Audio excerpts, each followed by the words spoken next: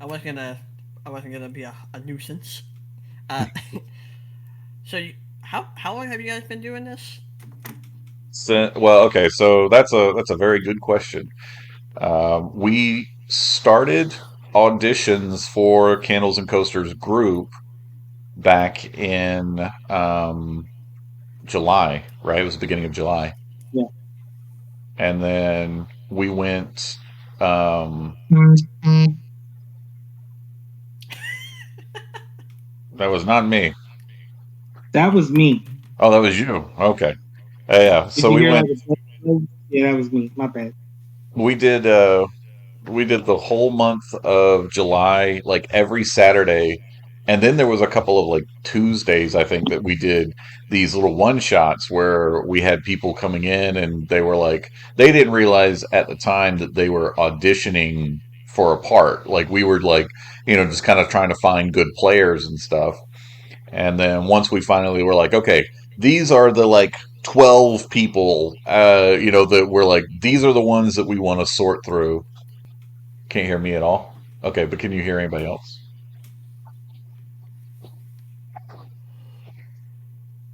Okay, cool. Yeah, let me see if I can. I think I need to turn on. Let's see. And my volume was okay. I believe so. Oh, this is Oh, cool. she says you need to put an earbud in or something. Dang it. Okay, hang on. Yeah, no worries. Oh, Oh, this is cool. I get my own local Critical Role oh, show it's to not gonna be watch. okay. Yeah, man. Let me see. So that's kind of like where we started was like, well, Critical Role has done it, right? Like they've been out there doing this thing for years now, but they're like professional voice actors. They've been in the industry for a very long time, and we're like, we're just the people that you actually go to the shop and meet. Like you can come and hang out with us. You can't just go hang out with Matt Mercer. What do you mean? I go golfing with the guy every Saturday. Oh, I believe you. Yeah. Still Terrible can't hear me. shot, by the Okay, way. hold on. I got to find out why my audio is not coming through. Let's see. Okay. Well, that'll change when I hit the full screen button like So they've that. been running the same like campaign since July. Is it about? Yeah. Well, we actually started in the end of August is when we ran our actual first episode. It was like mid August, and then we did like episode 0 where we did character creation and stuff, and then episode 1 was the actual first story. Okay, let me see. I'm working on audio. So you can't hear me at all?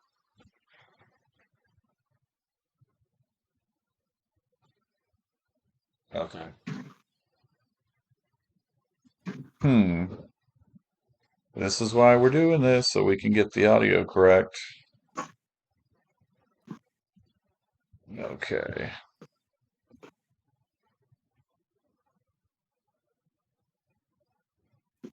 Okay, wait, but you can't hear me. Okay, I don't know what I did differently.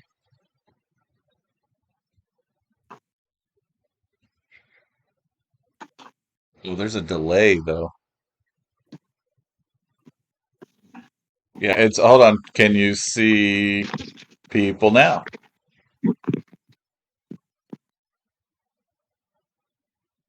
I'm gonna disconnect and I'll be right back in. Okay. All right. I think we got the audio and the video stuff working out now.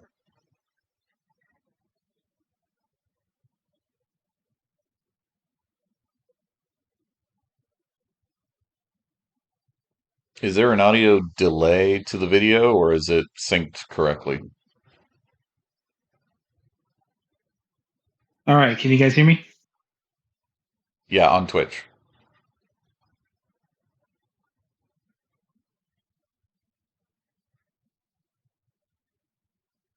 You can hear me? Yeah. Yeah, Okay. I can hear you both. Because I cannot hear you. You are muted.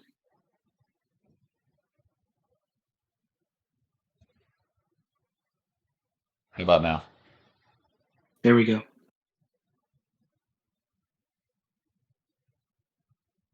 I'm hoping it's still picking me up on Twitch.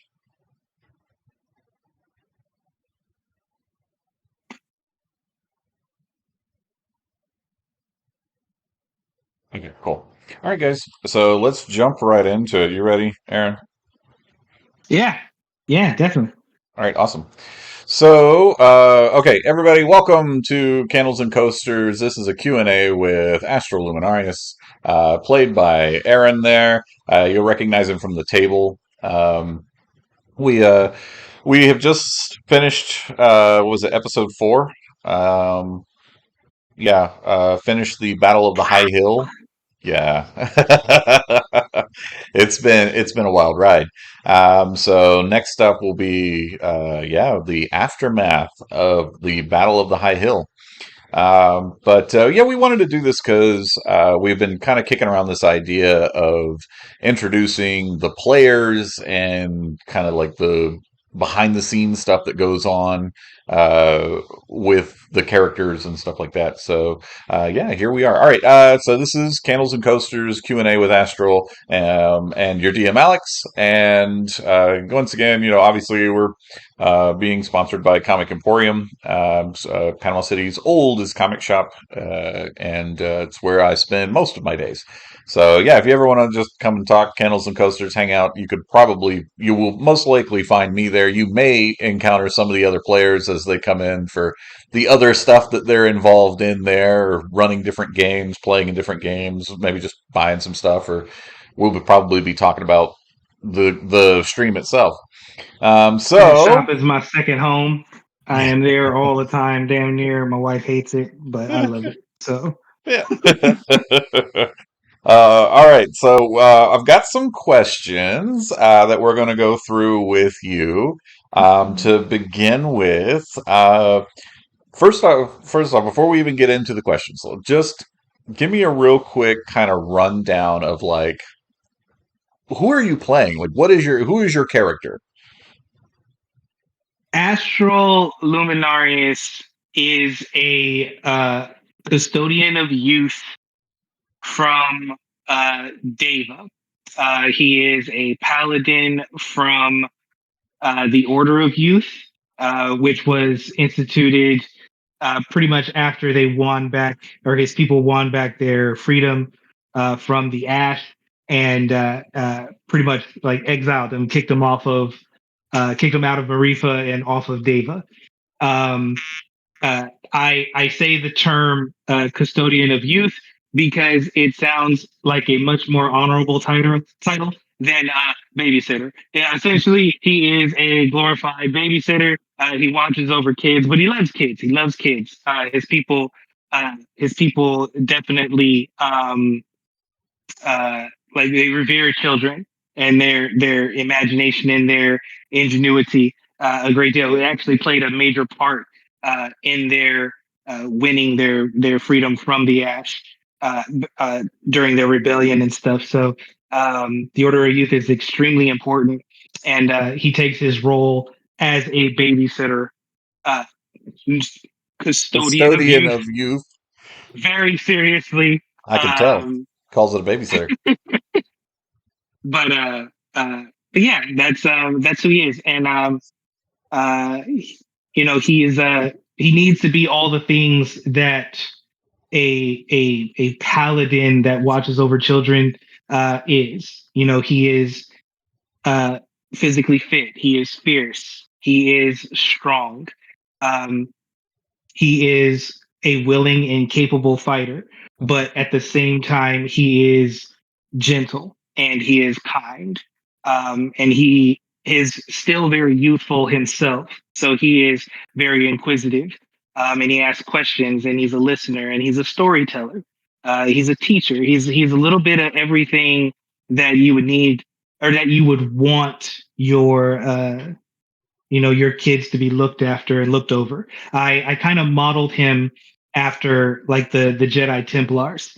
Like he's like a Jedi Templar, but instead of guarding the the Jedi Temple, as it were, he watches over the younglings, and he does a little bit of everything um, in that regard. So that's how I envision him, and that's how I play him.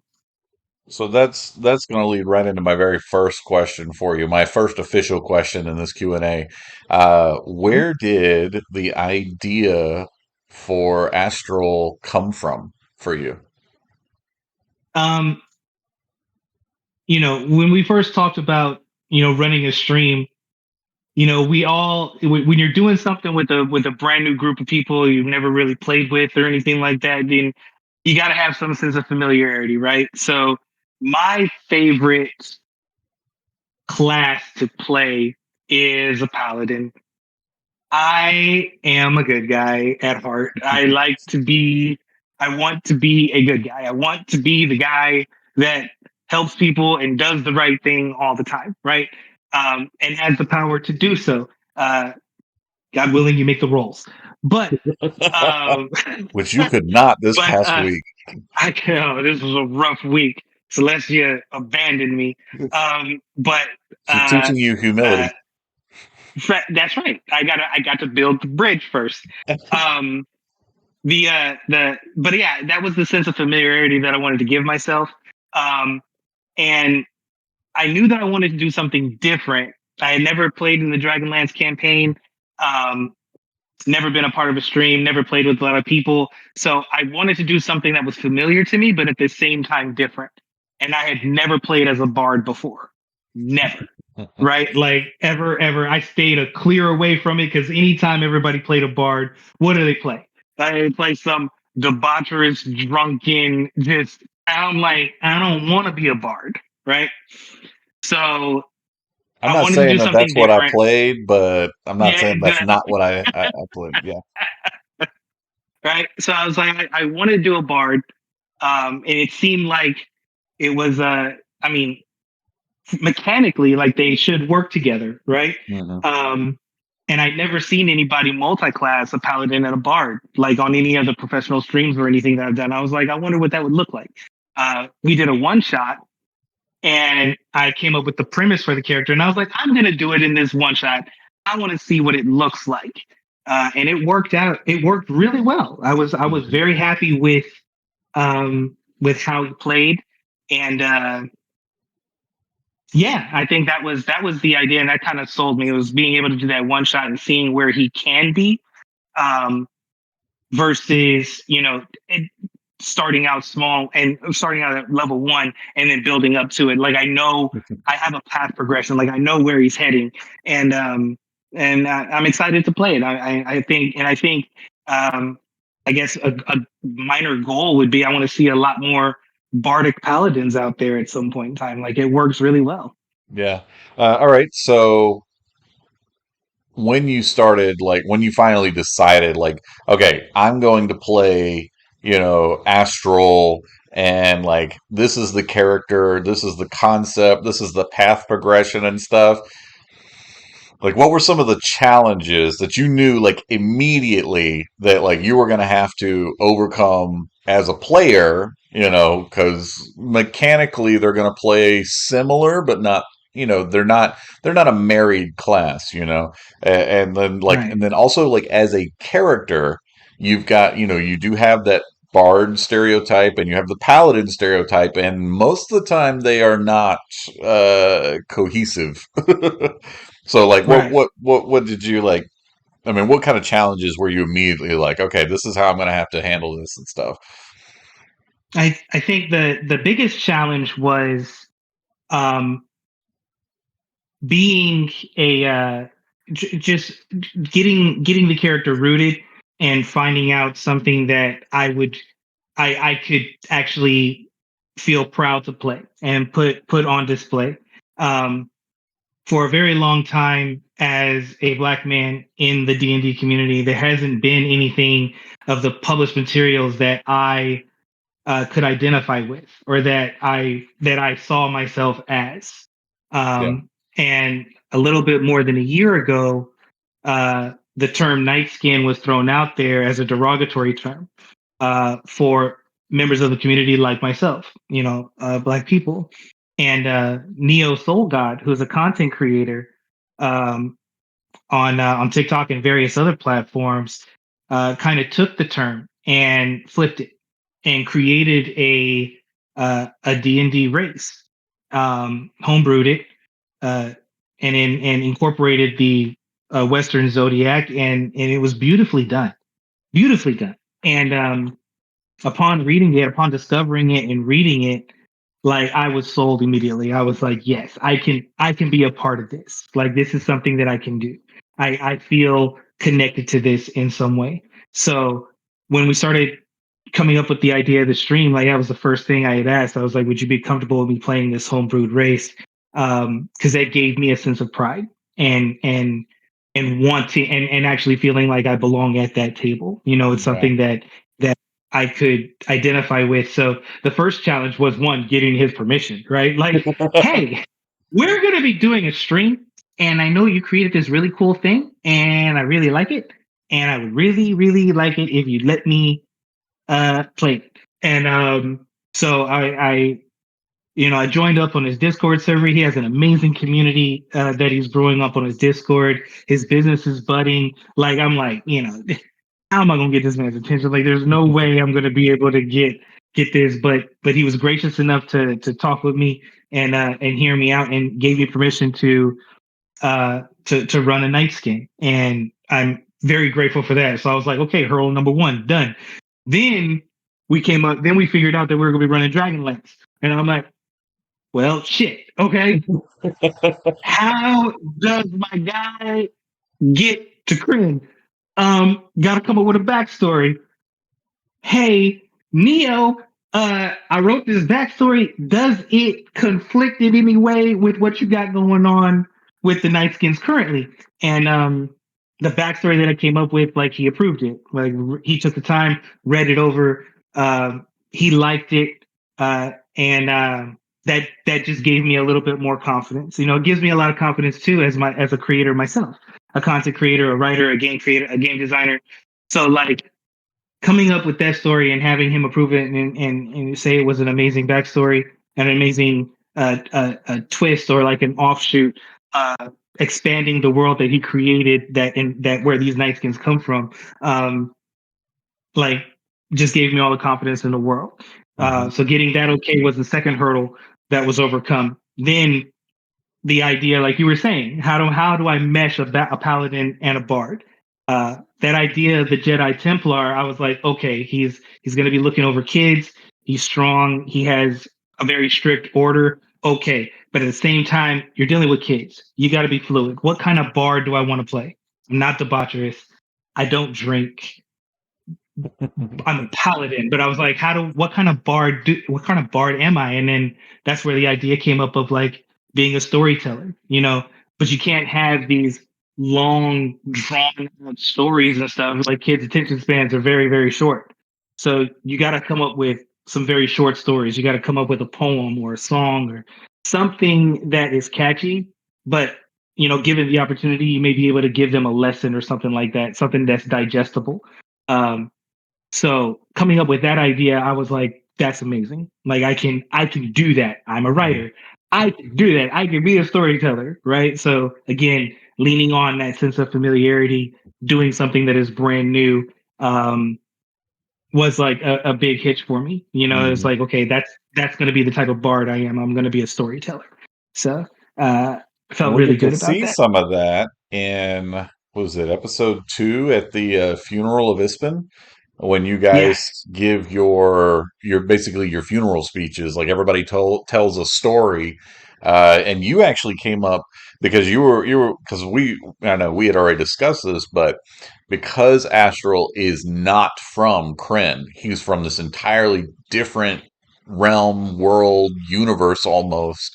Uh, we had to come up with, well, what are you doing during this moment in the adventure? Like there's all these people here that are telling their stories and stuff, but you're not from here and you didn't actually know Ispin, so what were we going to do? And yeah. so you were like, I got you, and so you ended up you wrote this poem and you were like, all right, this is what I'm going to read, and this is about which we come to find out in the show. Ispin had a basically like a doppelganger, or depending on where you're from, Ispin's the doppelganger, or Mahes is the doppelganger, Right. and you were like, I'm going to read this poem about Mahes that like we have to learn as night skin in this world on Deva. So like you blew it out of the water. Like you were like, all right, I got this. And so when it got to you and you had like this moment and everybody's told these like little silly stories and then you're just like, bam, and as long as the spear is in the sky, it was just like, oh my gosh, there's the writer, there's the storyteller bard coming out in the paladin. So that was really cool. Yeah, That was a really good moment for me. Really liked that a lot. And I'm glad that you that were was like, really cool. yeah, you were like, I got this. I've got something I can roll with here. So like, okay, so There's, there is some magic that's happening at these tables, man. Because like Illyri is getting like so involved in the story, and her emotions are heightened, and you could see how like passionate everybody is about their characters. Like I'll tell you, I don't know if it shined through. I don't know if anybody was able to pick up on it, but like in the middle of the funeral, like and in the middle of that poem, like I was getting choked up, like Aaron, mhm. with the emotion that Astral was trying to deliver this poem with, and then everything that is going on. Like he's scared, he's nervous, he doesn't know what's really going on, and he is leaning on again familiarity, something that he's here, and he's delivering this powerful, serious message and story amidst all of these strangers who are telling these silly things, and everything that he's doing, like he literally feels like that fish out of water. They're staring. It's like that's different. That's weird. Okay, that was a different tone, right? And it's like, oh god, like he's not. He is.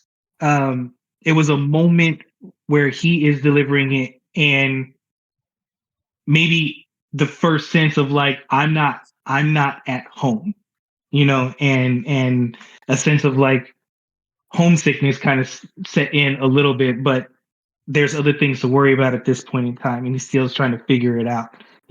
So where is Astral's head at right now? Because like he almost literally crashed into Kryn, and he wakes up in a ruined temple surrounded by two strangers, and then is almost like was like just a few minutes later is thrown into a battle with or no, you guys showed up at the end of the battle where Right. there was something that happened, and then you're in this village and everything, like you're surrounded by people who don't look like you, they don't sound like you, they don't talk like you, they don't believe like you, and we see that as people are just laughing directly into Astral's face. Where Man, is his head at right now? I he's like I said, he's a willing fighter. He is strong and everything else, but he's also kind. He's gentle and he's patient.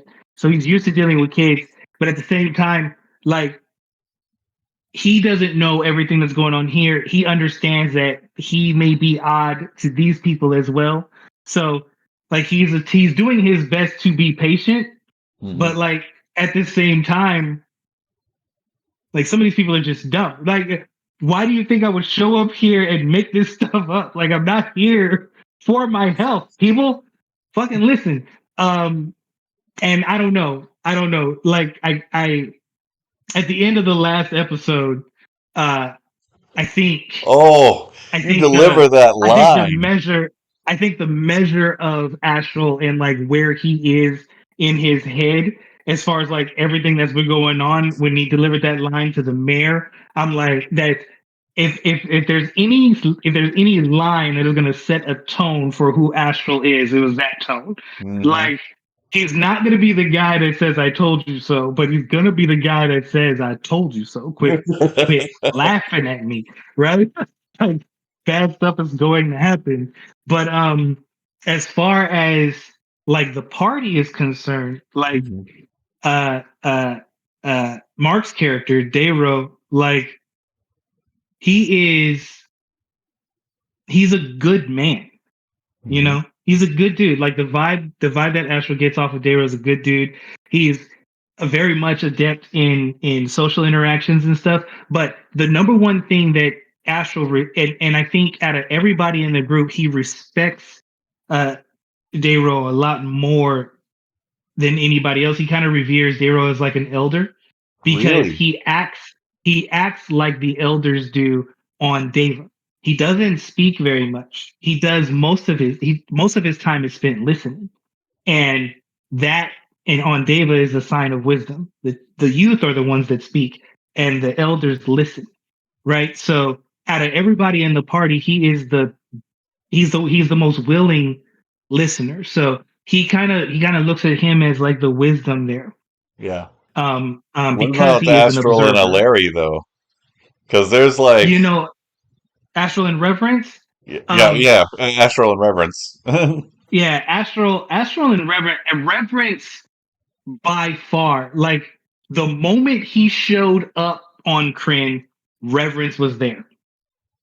Not only was Reverence there, the gods came and gave us a message. Not just any of the gods, the same God that brought Astral to Kryn is the God that was speaking to her. Like it's the God that she reveres, right? So off top, Reverence is like if there's nobody else that will believe him, if there's nobody else on this world that is going to help him, he knows for sure Reverence has his back. And that is huge for him because he knows that there's something serious that's going on. But knowing that, first off, Celestia's put him in his place where he's not going to be alone. Even though he doesn't know anybody, he's not alone. And so by far, Reverence is his top choice as far as like trustworthiness and who he can count on for sure. That Feel being like said, there was though. one other person.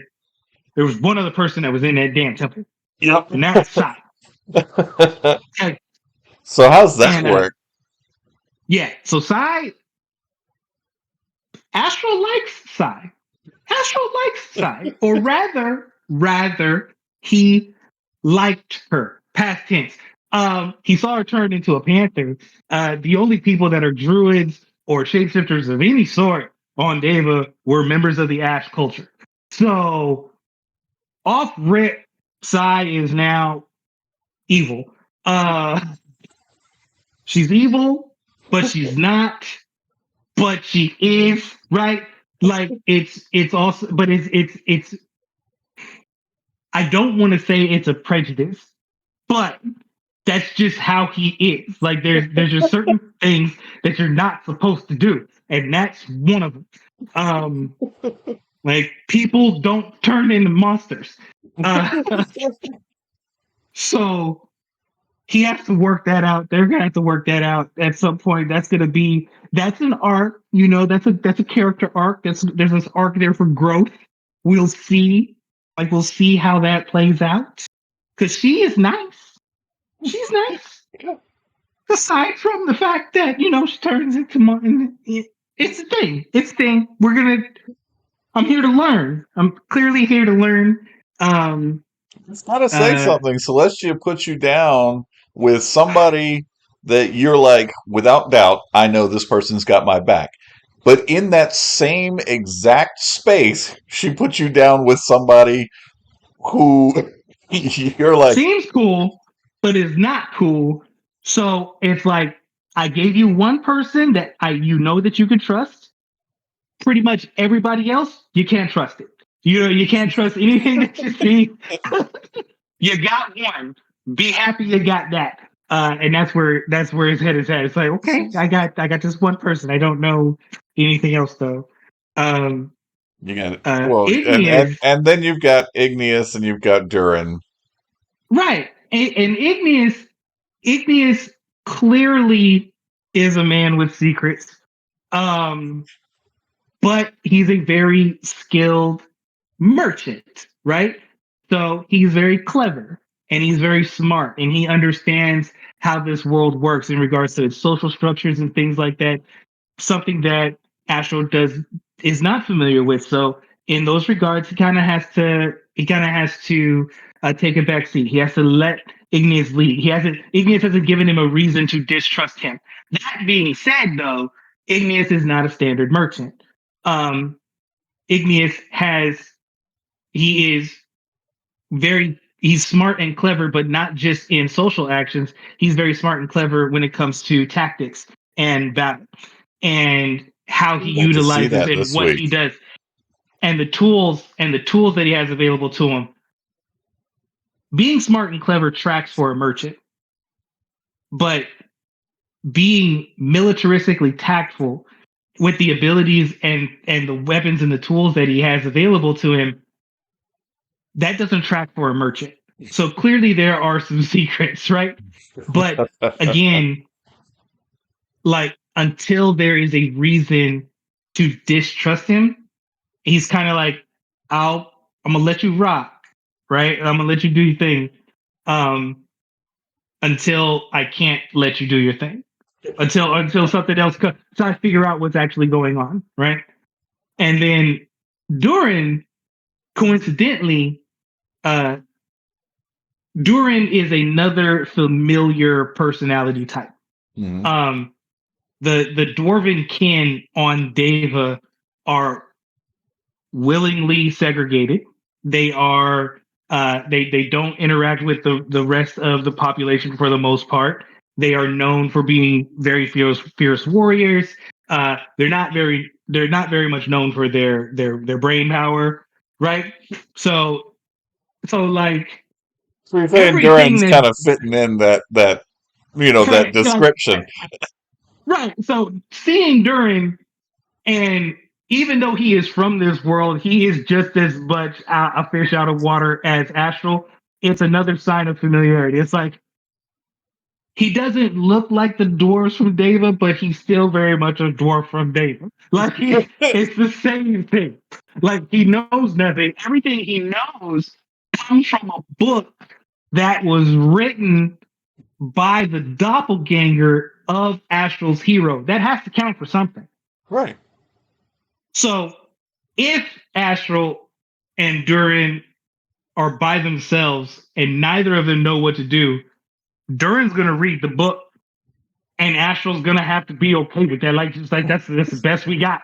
That's just what it is. But he knows what he's getting with Durin, you Yeah. know, and he can trust that he can trust in the fact that Durin is just as ignorant to things as he is. So he's not necessarily worried about Durin backstabbing him. He's not worried about Durin trying to do something clever or sneaky. You know, so Mhm. you know what you're getting with Durin. I know what I got with Reverence. I have no idea what's going on with Sai. I have no idea what's going on with Ignis. And I don't know what's going on with Dairo, but he reminds me of an elder. So like there's some things that are familiar, there's some things that are not. So he's not leaning towards comfort and he's not leaning towards discomfort either. He's still very much teetering on that balance line because things haven't necessarily happened to get to a point. And everybody pretty much after they took out the soldiers and they took out the ogre, like they all came and helped him with the ash Mhm. when he was up there fighting with Vitus, which is one of the highlights for me. I think I was going to ask you, being yeah. able So, to like, what's go, a standout moment for you so yeah, far? Like, I know that was we're only like 4 episodes in, but like, there's been a lot of moments along the way that I'm like, that was hilarious, or wow, that was super cool. But like, for you, what was like the first thing when you think like standout moment? What was the first thing for you that stood out? the gods message. Uh minute 5 of the entire campaign. like, like you tell us, like, oh yeah, the gods don't exist in Kryn, this and the third. Okay, yeah. So we don't know when we're gonna get a message. We don't know. Astral's gonna have to figure out that the gods don't exist and all this other stuff. Nah, the moment I land, bam. Here's reverence. Here's Sai. Oh yeah, message from the god. I'm like, oh, what's happening right now? right now. Mm-hmm.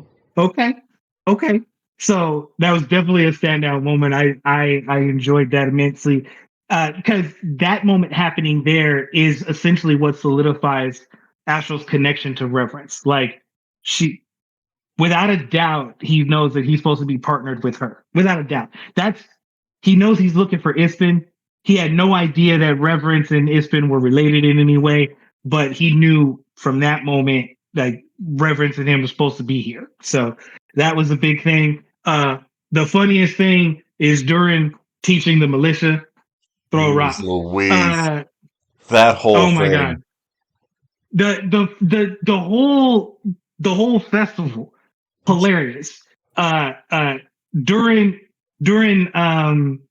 teaching the militia, Igneous taking over the wind chime tent and selling it out and making a mint. Like so creative. That was brilliant. That was brilliant. Um uh during the conversation that we had with the Kinder about what is consensual and not. Hilarious. Um Oh, Frostwim. right. Um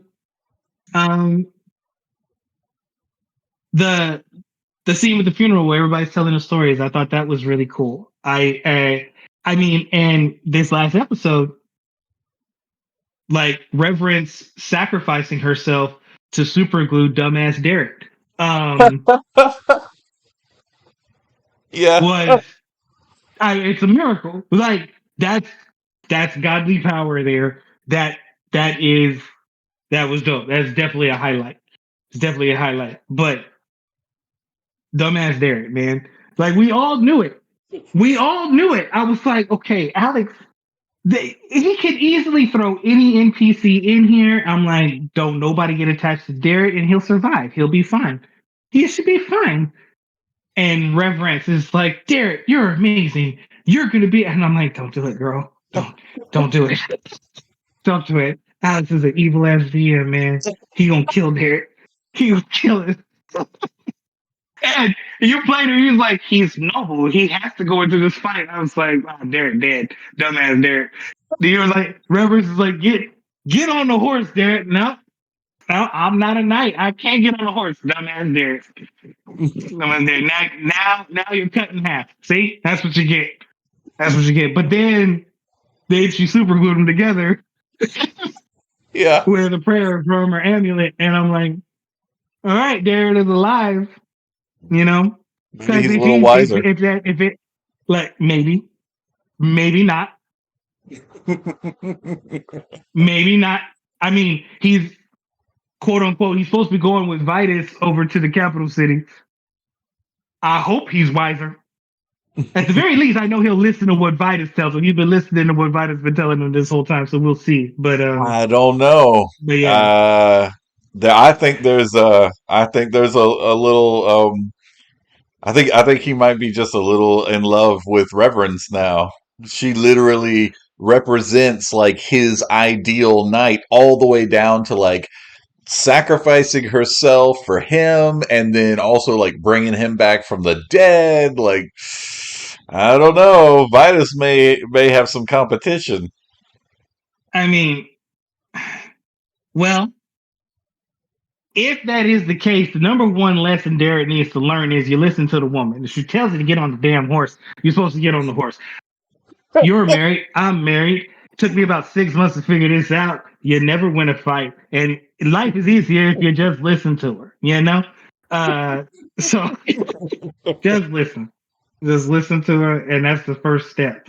Um, So but yeah, when we were originally talking about this whole idea about candles and coasters and stuff like that, and coming up with this live stream and how we were going to go about it. Like, what was your biggest concern, and is it still a concern? Um, I can honestly say the biggest concern was putting a group together that I felt was just as passionate and just as committed to following through with it as much as I was. You know, Yeah, we've all of us, and anybody watching and listening who is a fan of the genre and plays Dungeons and Dragons, you guys have all been a part of groups where you guys are all gun ho at the very beginning about a campaign, and you meet for the first 2 weeks, 3 weeks, and then, eh, I'm not gonna make it today, guys, or I'm not gonna do this, I'm not gonna do that, right? So I think that my number one concern was just making sure that we had a group that was committed and passionate to see this thing all the way through. Understanding that we were going to have our bumps and bruises, understanding that we were going to have some complications, but just pulling together and pulling all of our resources together to do whatever it was that was necessary to just move forward, right? Just take the next step, regardless of whatever complications that we have had. And I am blown away. I'm blown away by the group that we have. Like everybody loves the game. They love what it is that we're doing. We are all engaged. I don't think since we put the group together and even before the stream, I think maybe 2 weeks before the stream is once we got everything locked in before our episode 0. Like from that day, I don't think there has been a 24-hour period where the group chat has gone silent. Like I think there is someone posting something every day, whether it's an update on graphics, character art, an idea for backstory, uh, uh, plans for progression, or just anything, anything. The mods, our moderators, and people yeah. stepping up to volunteer and help out. Shiny And and Fadela. like yes, like I know real name. I didn't have the other I name. got I you. didn't I test got you. you. I knew. You know me. I'm anticipating. I got Right, you.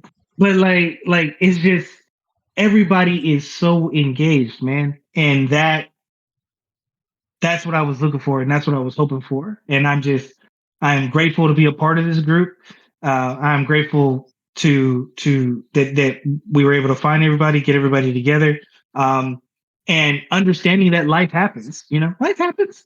Like we missed a week, right? Yeah. Um, and and we were, and everybody was on board. It's like, okay, we got to get back on schedule, and everybody was on it. It's like, yeah, we know we got to get Yeah. back on schedule, and we did.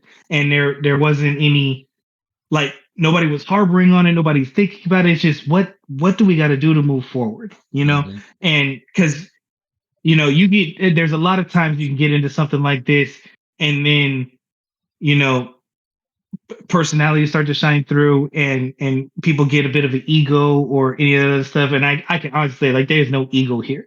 Like, none of us are professionals.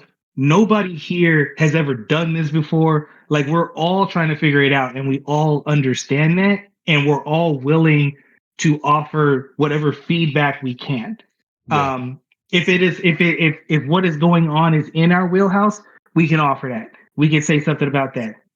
And if it's not in our wheelhouse, we none of us have any problem shutting the hell up and letting somebody who does have it in the wheelhouse take it. Like you do that bit. Yeah, you let me know if there's something I can do to help. Right?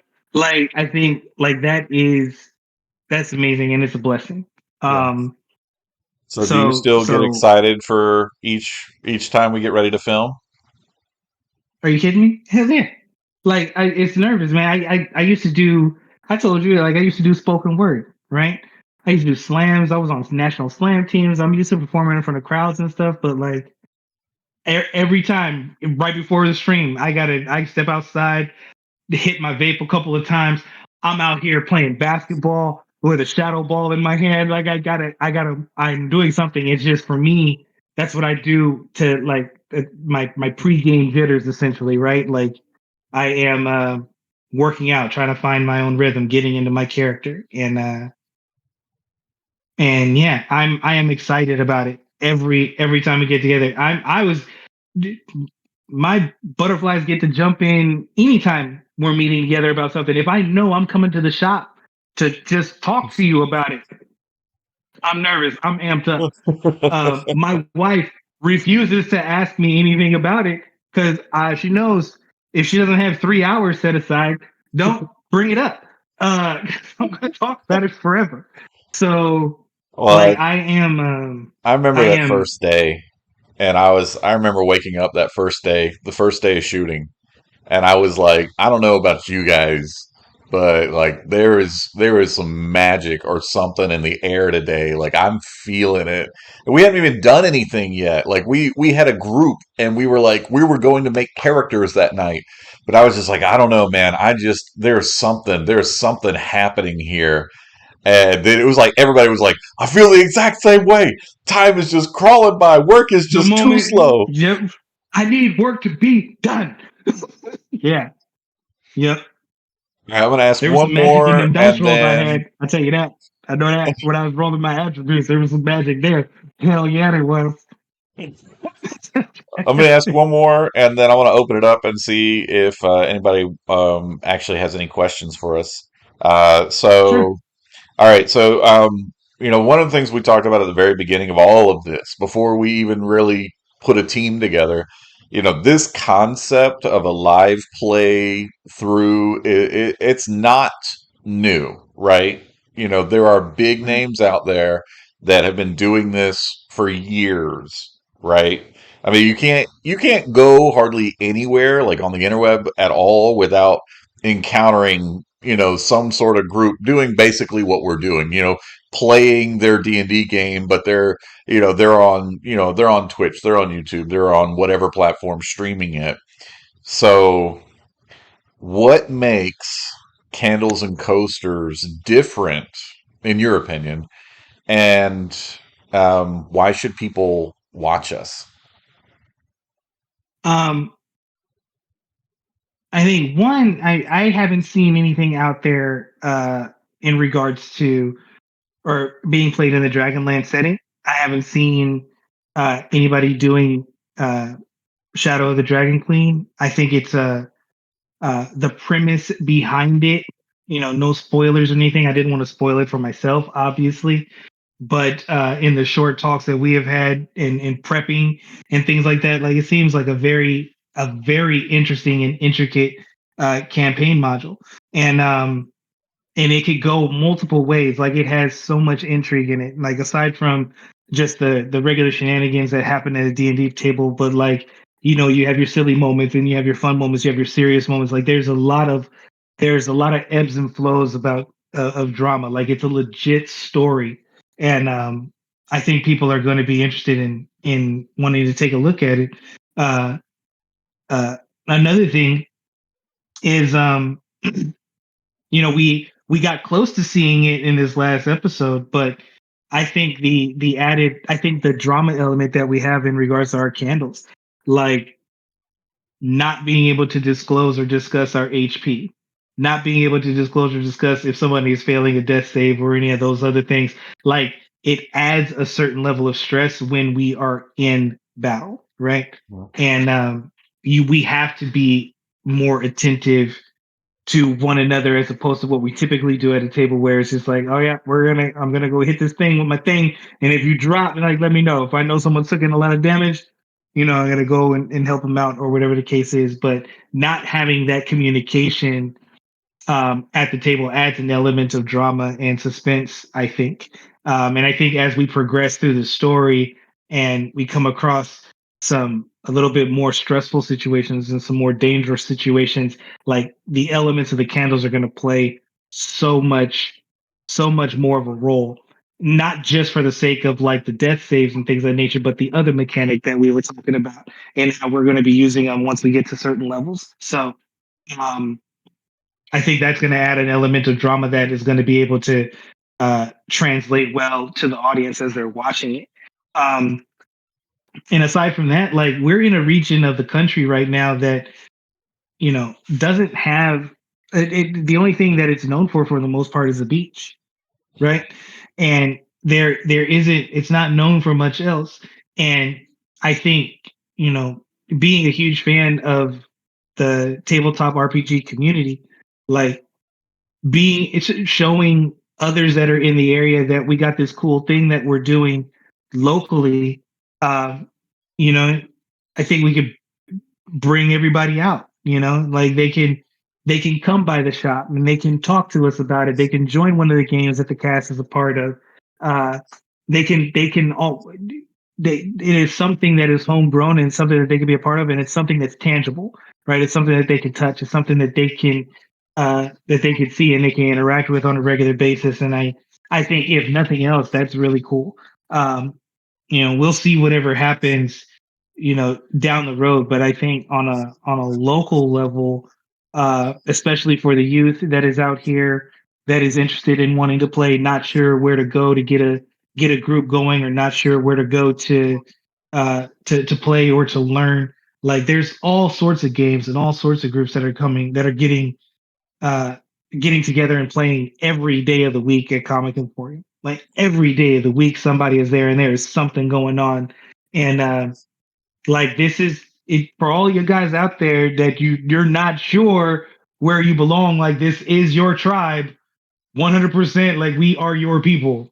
Mm. Like it doesn't matter what you want to play, someone will play with you. I guarantee it. Right. So, especially, D&D tabletop RPGs, like we got so many people that are wanting to get into not just the stuff that is on 5e, like other systems, other games, Yeah. and that's huge. I think that is huge, just to have something that we are building organically on a local level, and giving something for the locals to putting Comic Emporium on a spotlight so that people can know that they can come there and they can be accepted and they can join a community. um, I think is huge, and Yeah. I like that idea very much so. Cool. Yeah, well, let's open it up now because I want to make sure we get our fans a chance. If anybody got any questions for either myself or Astral about the game or anything, I'm looking at the Twitch feed too to see if there's anybody on Twitch Okay. that's got Yeah, anything too. definitely. Let's see.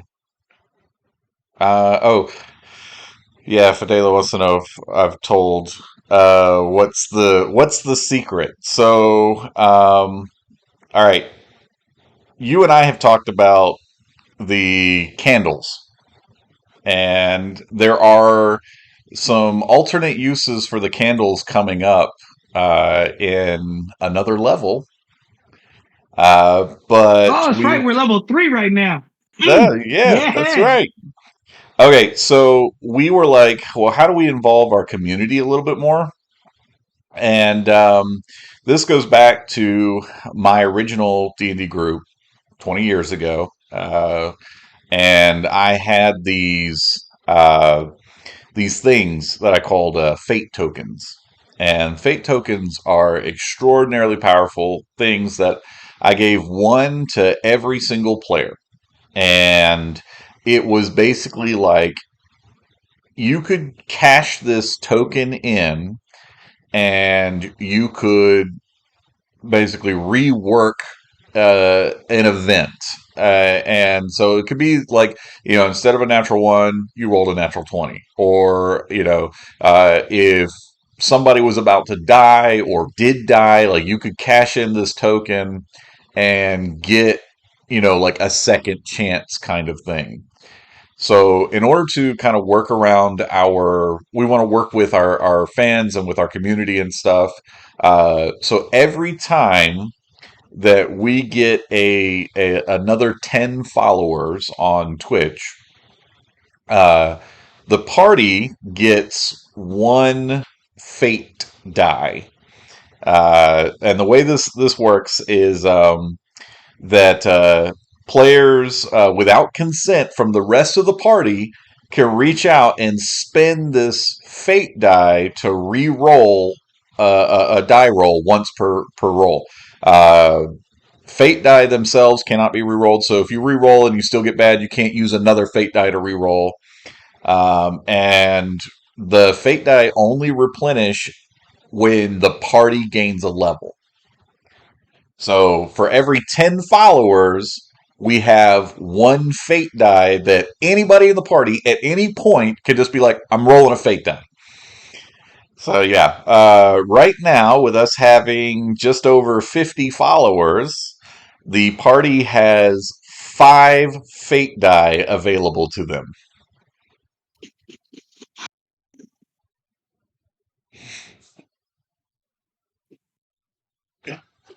Wow. I was gonna say you're speechless.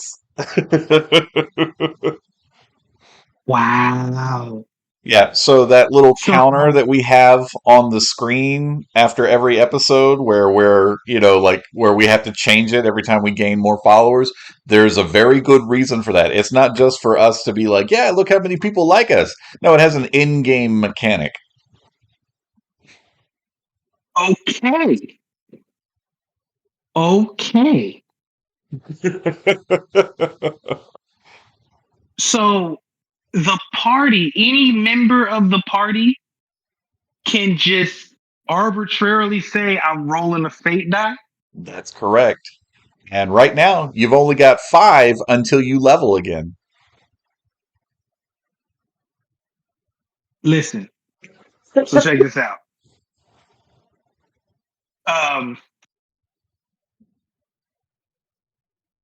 Like fate die are someone's gonna get hurt. Someone's gonna get hurt by these fate die. Because somebody's gonna do something stupid and they're really gonna want this stupid thing to work. And they're gonna roll a fate die. And we'll pause the stream, pause the stream, pause the stream. No. Nope. There's going to be a fight. like, what are you doing? Oh God, I can see it now. I can see it now. Duran's gonna roll a fate die just to see if he gets the shield. I can see it. Oh no. No, that won't go over well. It won't. It won't go over well. Oh gosh. Okay. All right. I like it though. I like it. I like it. Mm-hmm. So the more followers we get, the more dice that are available. I really see. See now, I'm also a GM, Alex. Right? So like, I don't. We don't need a lot of fake dice in our pockets. You know, because they get to itching. Like if we just start tacking them up, just stacking them up, if it gets to the point, oh, we got 10, we got 15 fake die, someone's gonna start using them on stupid stuff. And then they were just gonna get accustomed to using them on stupid stuff. And they need to, they're serious. These are serious tokens. They're serious, man. Oh Lord. Some of Okay. your fellow party members who are watching on Twitch right now are agreeing with you wholeheartedly. I know. Like I'm looking, I'm sitting here and I'm like, who do we got in the party? Yeah, they're definitely gonna do it. They're gonna do it. They're gonna yeah, that's half I'm over half the party right now that's gonna do something stupid. Cause it's like it's something specific for their character and it's not for the whole party. Right? Oh Yeah. gosh. And you The don't need only person consent. that I could see Anybody can just the be only like, yeah, person I'm just using them. I'm doing it.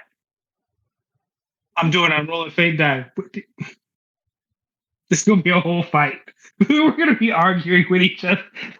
First time somebody rolls in for something stupid, we're gonna have 30 minutes of arguing just at the table. We won't be able to progress the story at all. Oh Lord, that's funny. And you can just arbitrarily do it. All right. There's no discussion. There's no like, okay, we're all in agreement. We're using a fake die. No, that ain't happening. Drama. Just want to stir the pot, Alex. Just what can I do? Just okay. All right. Yeah. What if we did something to where if there was, that would be really chaotic. That would be really chaotic. What if, considering it's the followers that generate the fake die for the party, what if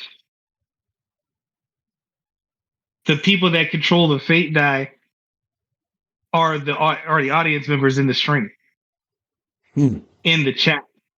So like they're the ones that determine if a fate die is being rolled or not, and we don't have it.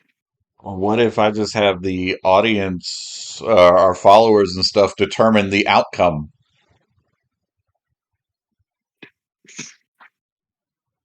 All right, listen, I have an idea. I don't need you one up in the chaos that I'm trying to start. All right, like you just take the little bit of chaos that I was going to introduce, and you're like, oh, let's just go. Hey, shit, why not? Oh, okay. Yeah, I mean, that works.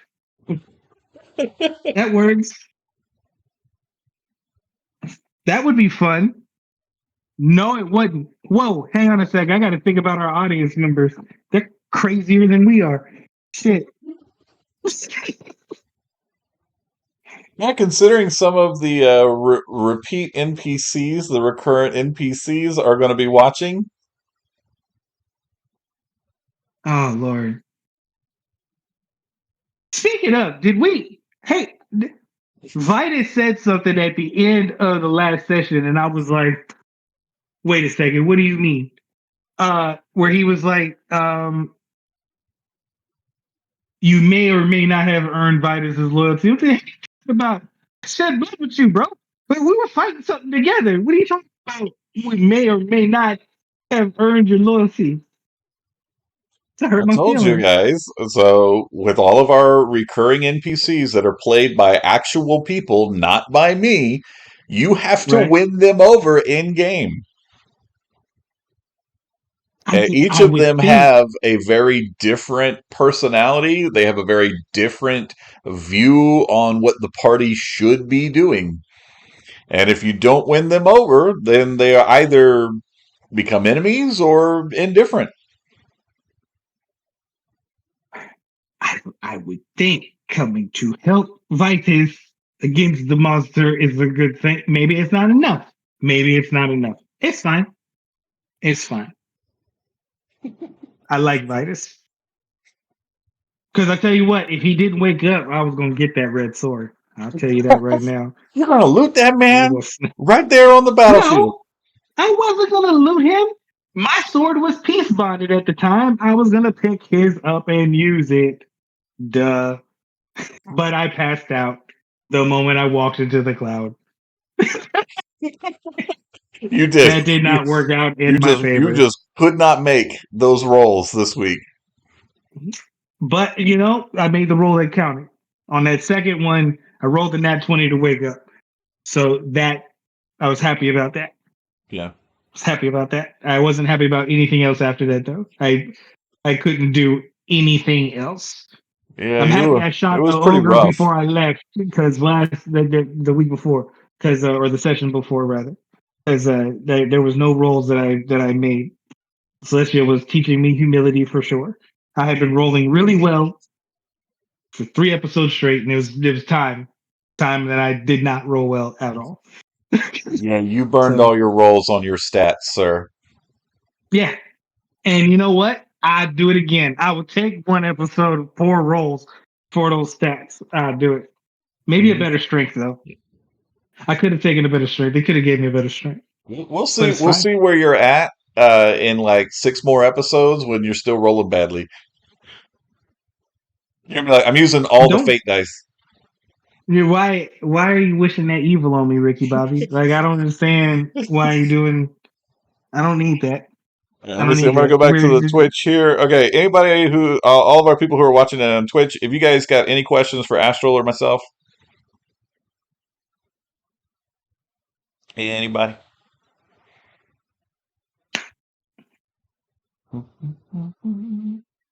Anybody on Discord got any questions for us either?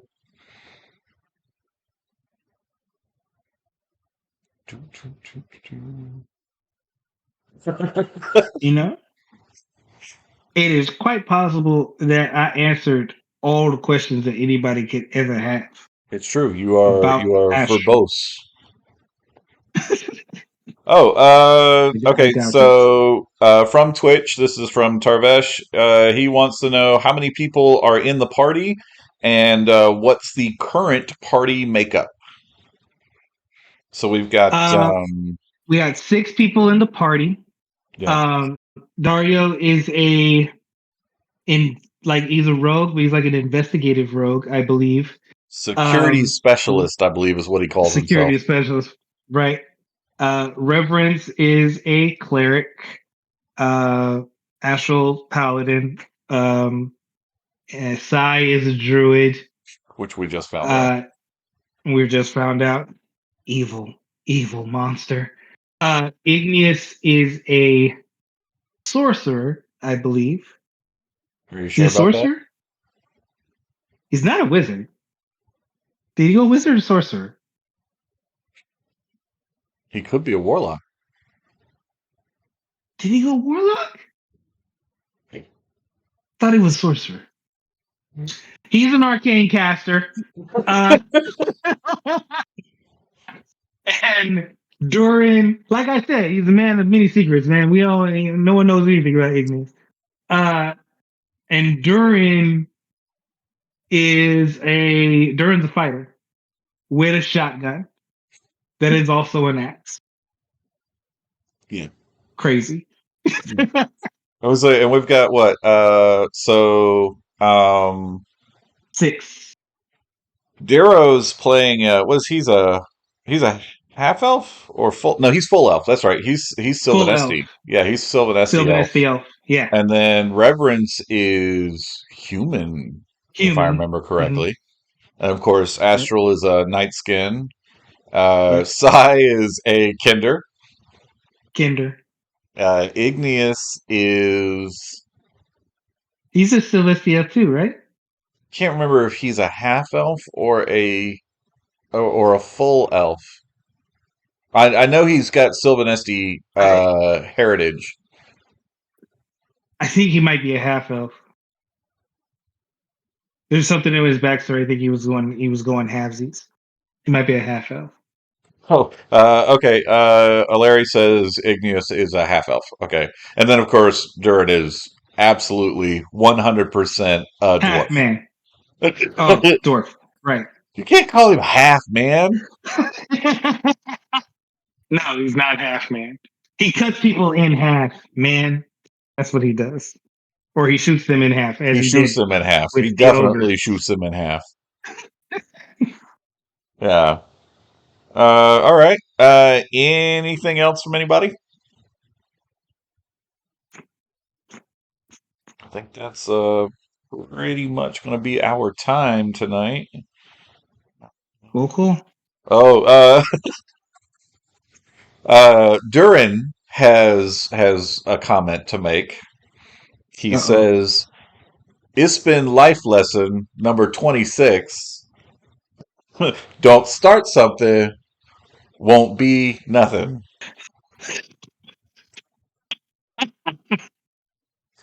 Jarvis says you can Understood. call him a half man depending on how he gets along with women.